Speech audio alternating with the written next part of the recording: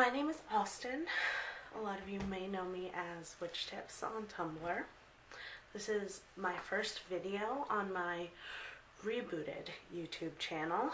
So I wanted to do a little Q&A so that I could answer some questions that people had and just do a nice light video to start with. So I have some questions here from people who have written in. Let's see.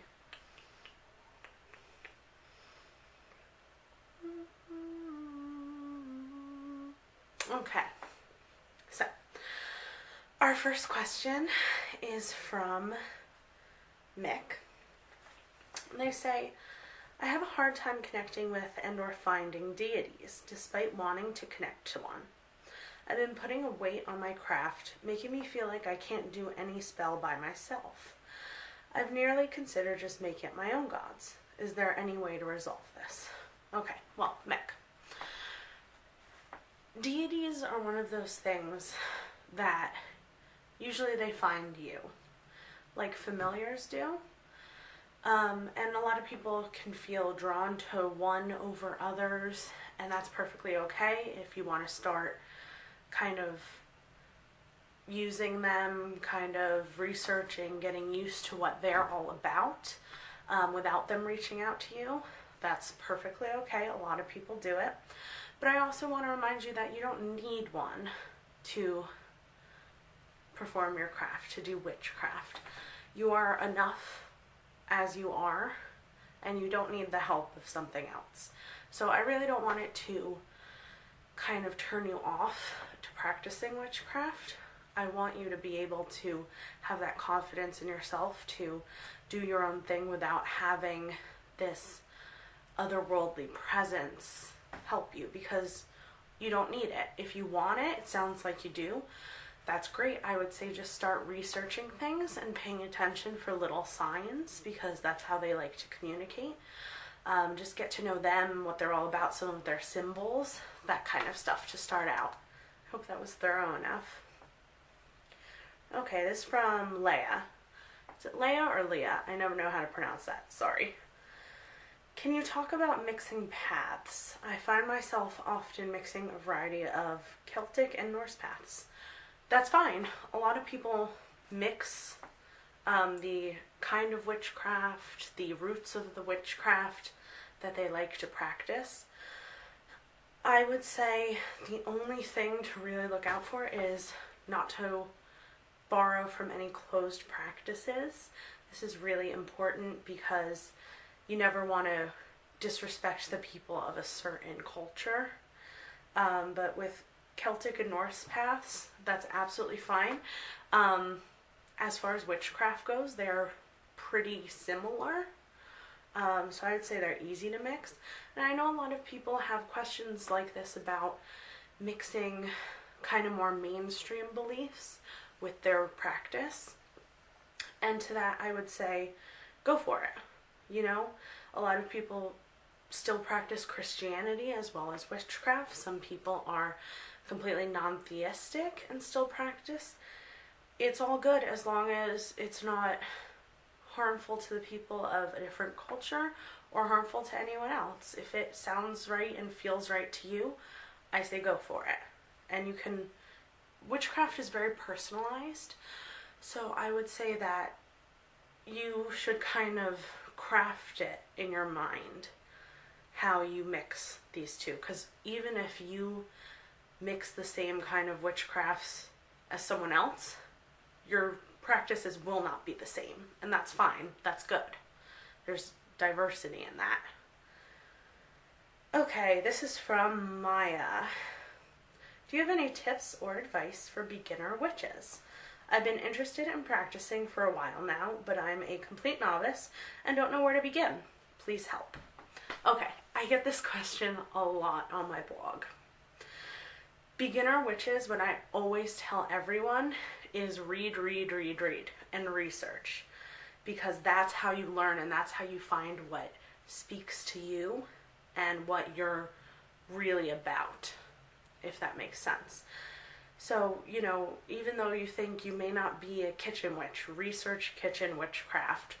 because there's really no harm in knowing. And try everything.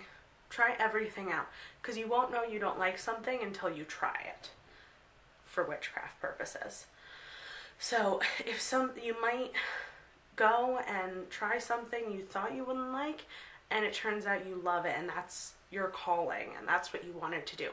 So I say read everything and try everything. That's for regular, spells, wards, sigils, that kind of stuff. For spirit work, I would say research, research, research. Don't try it until you're fully confident that you can do it safely. Okay. Last one. This is from Erica, and they say, from your experience monitoring on social media and managing a popular Tumblr account, what do you feel is the biggest dividing factor in the witchcraft and pagan community today? Okay. There are a lot of topics that are divisive. One of those is cultural appropriation. I know there's a lot of people are really good about it, and they acknowledge when they mess up or they weren't informed, and take that into consideration and grow and learn. But there are some people who just flat out refuse to respect other cultures, other closed cultures, and I think that's a huge issue. And it is very divisive in the community. And there's also this huge debate, which I find kind of silly and ridiculous, about whether people who are male, who identify as male, who were born male, can be witches. And I think that's a ridiculous argument, kind of, because of course they can. Witchcraft is this really great inclusive belief system. It's not about creating a little club that only certain people can be in. It's not about excluding people. It's about being in touch with energies.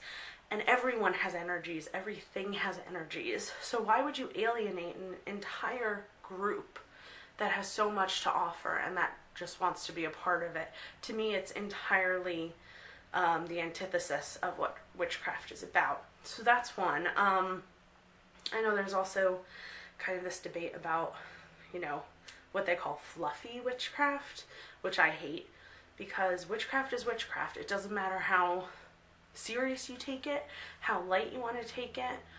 Some people just don't have the energy to do like real hardcore spell casting. Some people don't have the resources. So I think it's really, really important that we don't put other witches down for practicing what some would consider fluffy or, light witchcraft. I don't know, like emoji spells, stuff like that. It's all good. I really don't see the need to kind of trivialize what is and isn't quality witchcraft. I think we all just need to respect each other's paths. And that's kind of all I can think of off the top of my head as really divisive topics within the witchcraft community. There have been a lot over the years that I've seen, and I just find them, except for cultural appropriation, the other ones are ridiculous. But cultural appropriation is very important to understand and to refrain from. I know when I started the blog, when I started practicing, I was very, very ignorant as a very light-skinned, well-off woman. I was very, very ignorant, and I have been very lucky to have come across people through my blog that have taken the time to educate me in a kind way. And I think I'm really better off for it, and I think that listening is really important when it comes to that.